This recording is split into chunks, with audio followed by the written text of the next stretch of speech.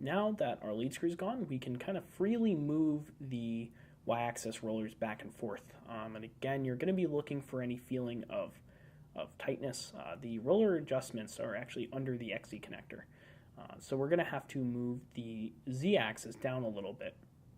And you can turn that by hand when the machine is powered off.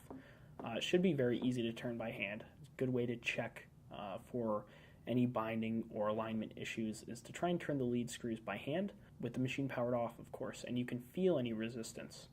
Should only take 2 or 3 fingers to turn that lead screw. So we're just going to walk that all the way down because you're going to want to get your long end of the L key. And as you can tell, I didn't get it down far enough. So once that's almost all the way at its lowest point,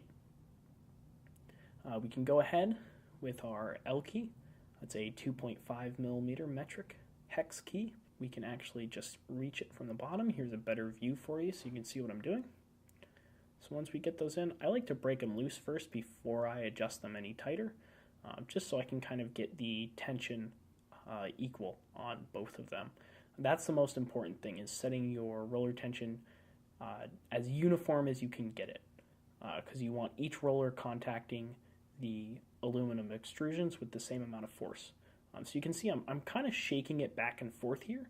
I'm actually moving it side to side. That helps set the rollers or loosen them up pretty much. So they're exerting less pressure against the aluminum extrusion because you kind of rocked it back and forth. It pushes them back.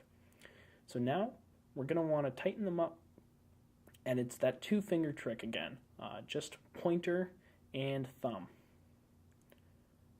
Just until that is you're unable to turn it anymore with just your index and your thumb finger. Any more and you should be fine. It's when it's too little or tightened way down. You can double check by both moving it back and forth manually. Should be nice and smooth. And you see it rock forward to back, but there's no side to side movement. It's nice and rigid. So now we have our rollers set properly.